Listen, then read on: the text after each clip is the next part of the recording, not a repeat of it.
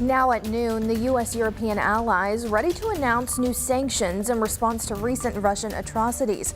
Plus, the governor doing what he can to help cities across Arkansas battle the uptick in violent crime, what he's planning to do. A leafy green linked to a possible COVID treatment. We're verifying whether broccoli could help fight the virus. And cooking up a solution to climate change, how chicken is being used to help save the world. Don't miss that story coming up at 12:21. Thanks for watching. I'm Mackailyn Johnson, in for Michael Aaron. Meteorologist Nathan Scott joins us on this gloomy Wednesday afternoon. Nathan, can we expect that sun to show up anytime? Good afternoon, Mackailyn. Tornado signs were just going off here in downtown Little Rock. It's Wednesday, it's noon, it's a drill. No severe weather concerns in case you're just wondering what's happening. But here are the leftover showers, just a few sprinkles moving through parts of central Arkansas. These will continue to shift their way off to the east, and we'll see improving conditions going into this afternoon. Yes, the canopy of clouds is in place at this time, but just to the west, Perry County, Yell County starting to see some breaks of sun, and that clearing line will march its way from west to east through the afternoon. Temperatures out there right now, it's on the cool side, upper 50s. Also, we've got that breeze from the north and northeast, about 10 to 15 miles per hour. So once the sun comes out, we will see the temperatures warm up into the upper 60s to lower 70s across the region. But this cold front is ushering in a much cooler air mass. Look at your highs tomorrow, only topping out into the low 60s. It's even cooler on Friday. We're talking about the potential of frost going into the weekend. And then after that, maybe some strong to severe thunderstorms enter back in the forecast next week. I'll have all that coming up later.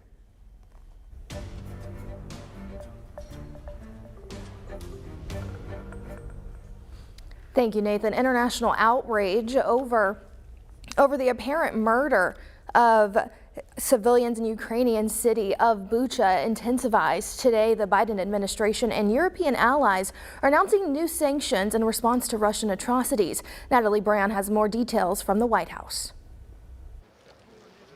Police in Ukraine are examining the bodies in Bucha, documenting evidence of war crimes. In response to escalating brutality by Russian forces, the Biden administration is announcing new sanctions to ban all new investment in Russia and impose additional penalties on government officials and their family members. What we've seen in Bucha is not the random act of a rogue unit. It's a deliberate campaign to kill, to torture, to rape, to commit atrocities. The Department of Justice announced it's indicting Russian oligarch Konstantin Malofev for violating previous sanctions. Mr. Malofev is alleged to have flagrantly and repeatedly violated the sanctions imposed on him while attempting to establish media companies across Europe, media companies that would help spread pro-Kremlin misinformation. The White House says it's providing an additional $100 million worth of Javelin missiles to help Ukraine defend itself. Ukrainian forces have used the Javelins effectively to target Russian tanks, but Russian missile attacks continue to leave entire neighborhoods devastated. The BBC captured this footage from a suburb of Kyiv where blocks of apartment buildings were destroyed and hundreds are feared dead.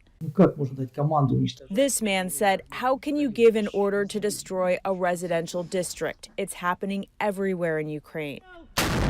And in the besieged city of Mariupol, the city council says Russian troops are using mobile crematoriums to dispose of remains. Natalie Brand, CBS News, the White House. And here at home, spikes in violent crime continue to plague Arkansas.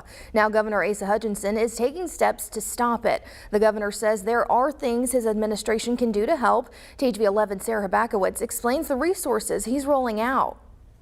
Our nation has been plagued with a rise in violent crime over the last couple of years. And that's seen locally. Violent crime in Little Rock is up nearly 30% over the last 5 years. Governor Hutchinson now stepping in. I'm announcing an expansion of the intensive supervision program. The expansion would more closely monitor people on parole, adding more officers and covering more counties. The Pulaski County Sheriff's Office welcomes the proposed addition. That would most likely help us reduce some crime. To what extent that would reduce crime, that will, time and statistics will show that.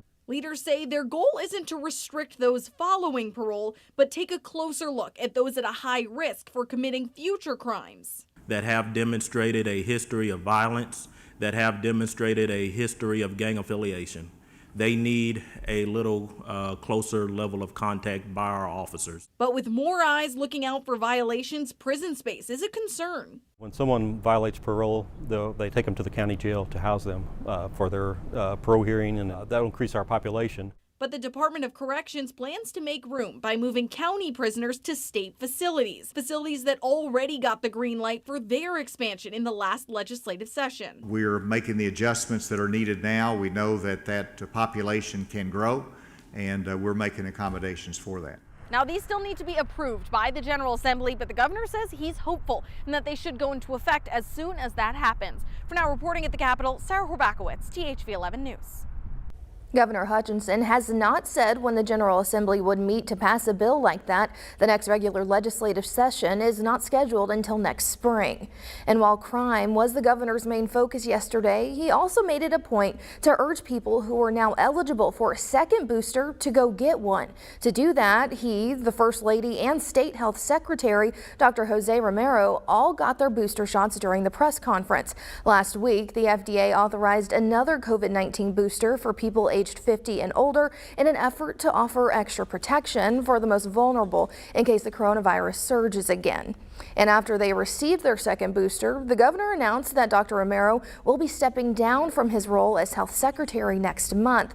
Like his predecessor, Dr. Nate Smith, he has accepted a job at the Centers for Disease Control and Prevention. According to our partners at Arkansas Business, Dr. Romero will become the director of the National Center for Immunization and Respiratory Diseases. That would put him in charge of America's efforts to prevent diseases through vaccination and through controlling respiratory diseases like COVID and the flu.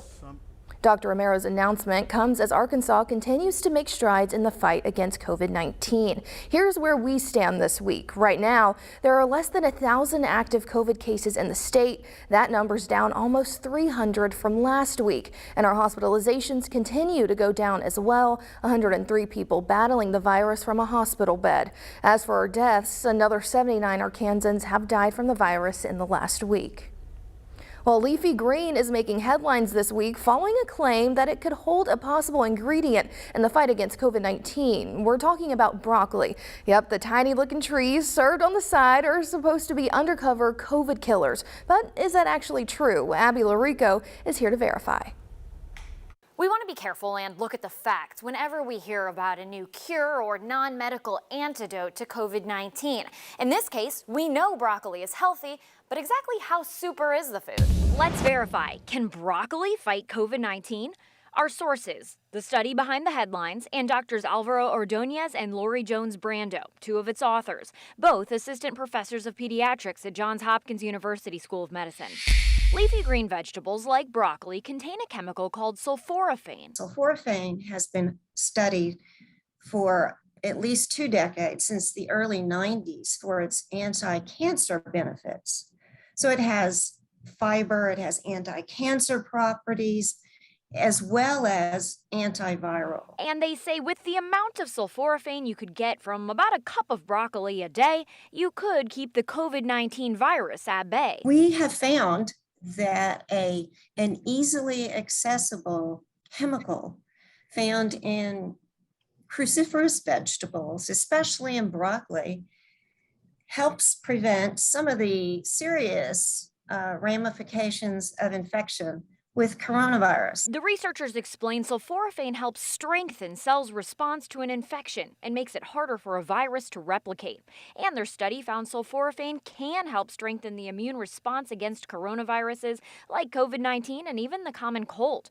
But here's the thing. They looked at the impact of pure sulforaphane in mice. So more research is needed to determine if just eating the green vegetables has the same impact in humans. I wouldn't go and suggest that people take it to prevent COVID-19 right away, but they should take it to be healthier. So we can verify that a compound found in broccoli can help fight COVID-19, but we can't say for sure yet if just eating it does the trick. It's always a good idea to eat your vegetables.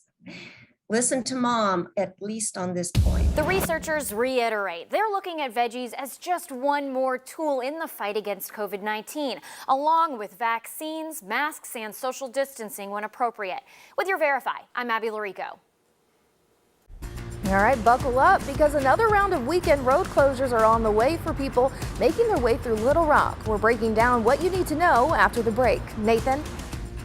And it's a dreary look from RView 11, but the clouds will be moving out this afternoon. We'll see more sun. I'll let you know if the sun sticks around into the weekend next.